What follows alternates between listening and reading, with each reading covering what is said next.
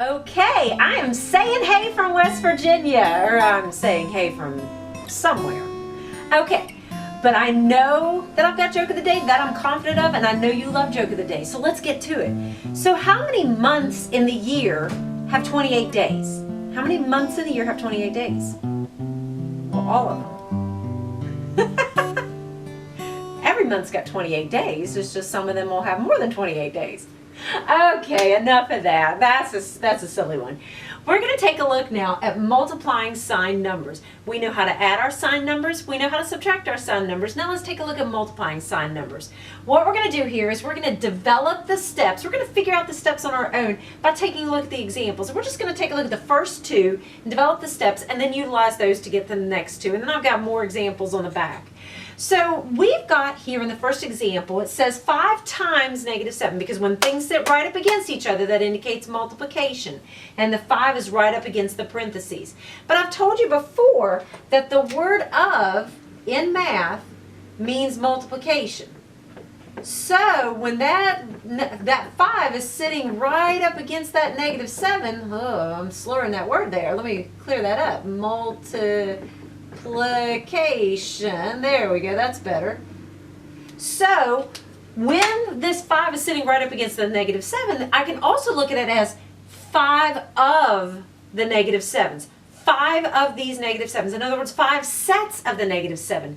Well, what if one of these purple discs would represent a negative number? So that would be like a -1. So if I have 7 of these purple discs sitting together, and here are 7 of them all together, that is one set of -7.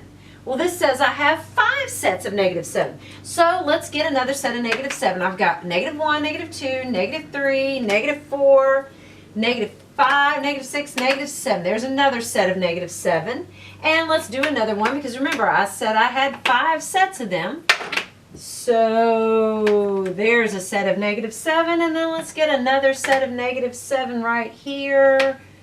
There's a set of -7. Then remember, we have 5 sets, so let's get one more in there. One more set of -7. Aha, there we go.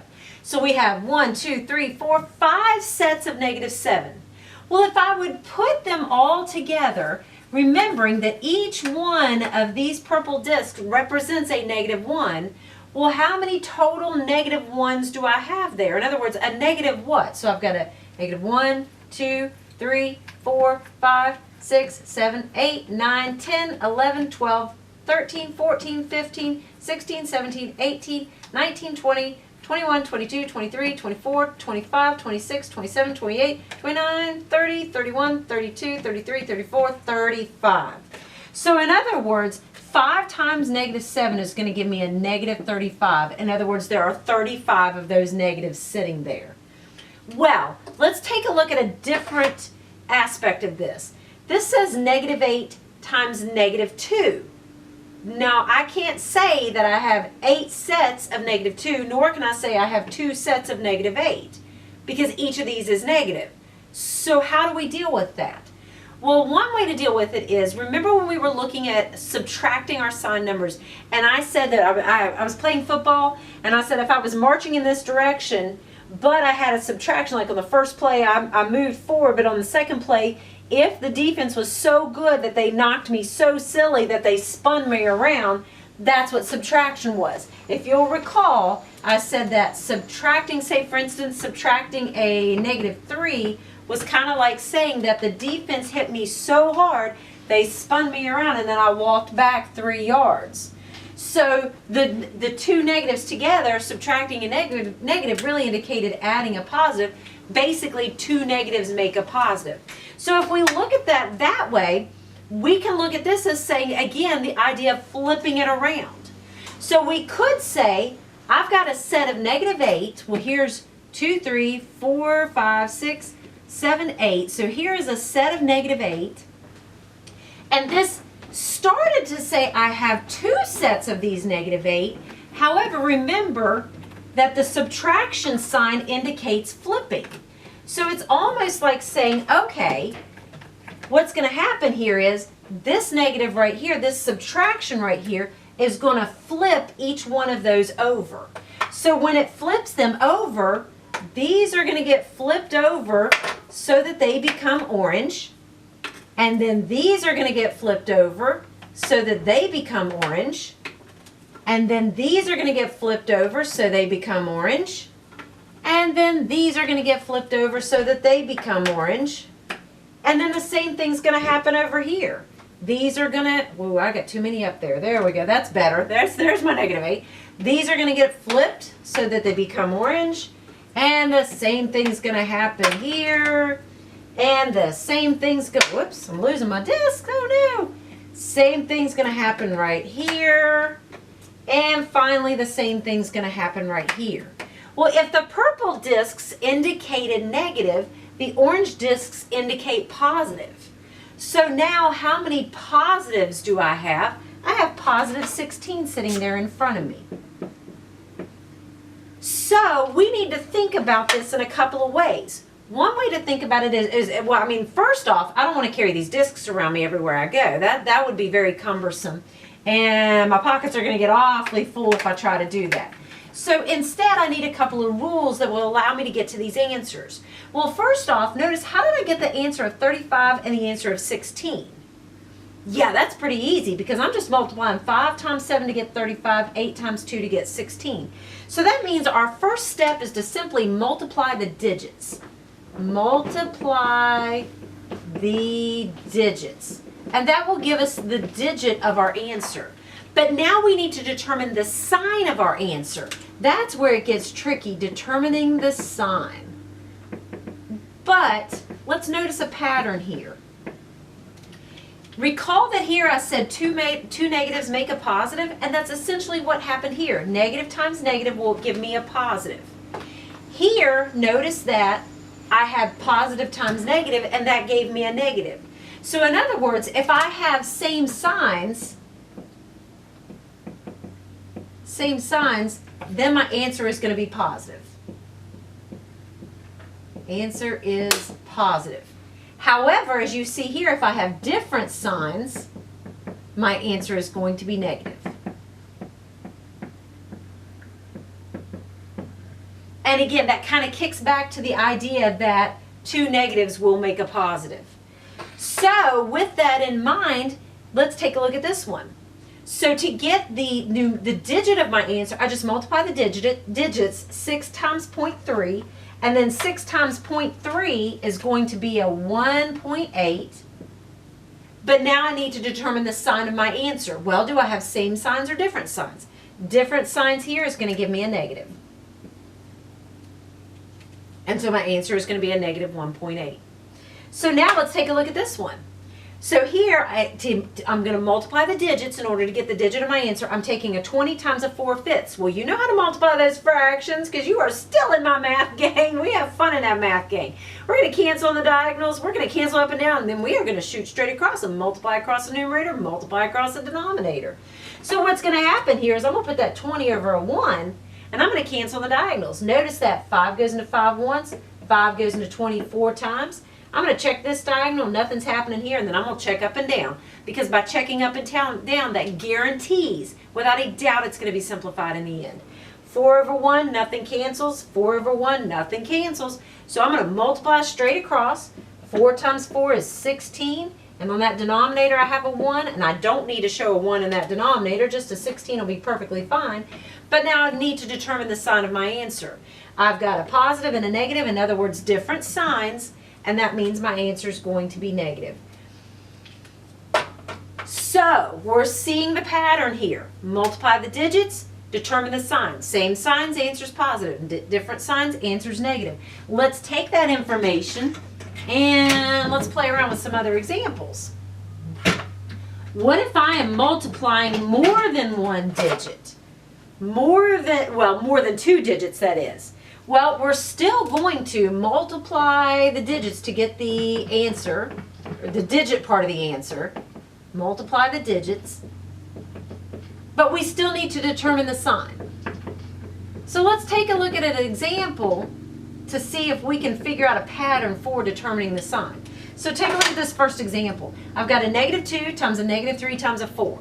Well, 2 times 3 is 6. 6 times 4 is 24. And now what I'm going to do is I've got to figure out that sign. But let's think about it this way.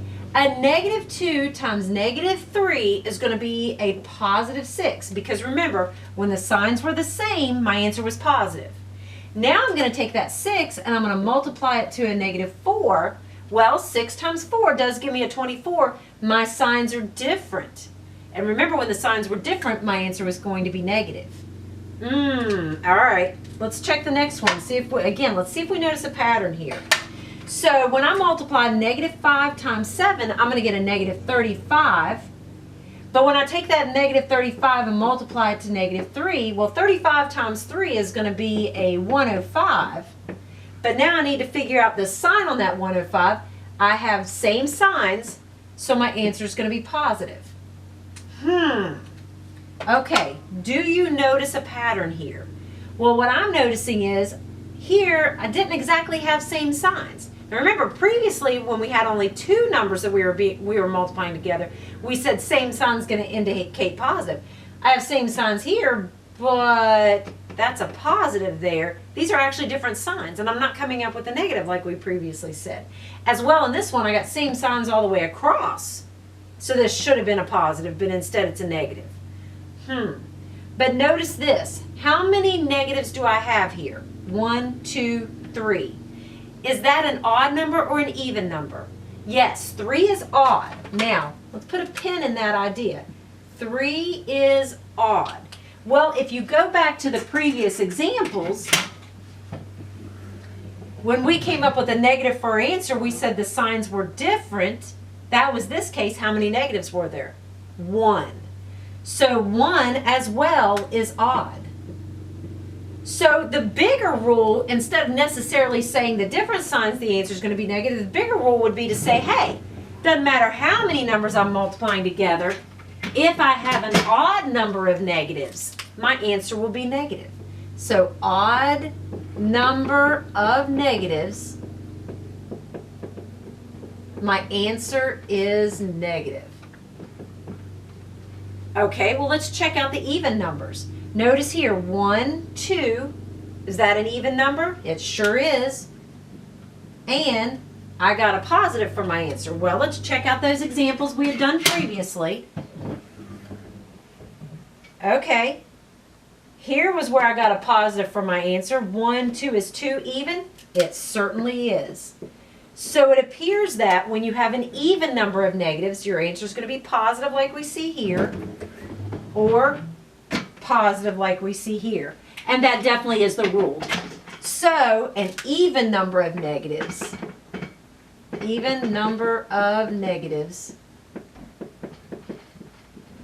my answer, whoops, spell it correctly, my answer is positive.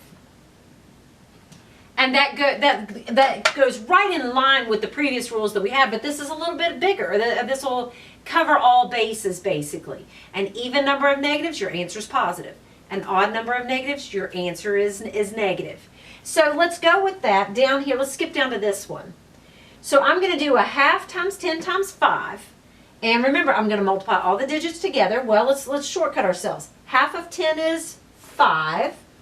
And now that 5 times 5 will give me a 25. And now I need to get the sign of my answer. I've got how many negatives? 1 negative. That's odd. Is odd going to give me a negative for my answer or a positive for my answer? Yes, it's going to give me a negative. One way that I typically remember that is an odd's kind of a strange little thing. Like when you think of the word odd, when I think of the word odd, I think, well, that's strange. That's different. That's weird. That's odd. And giving me kind of a negative feeling. So that negative feeling lines up with odd. Let me write that down. Negative feeling. But positive, that's kind of a happy thing. And so even would go more in line with it being happy. But mostly the way I remember it is odd's kind of this strange, weird, just odd feeling. And so that's going to give me a negative feeling.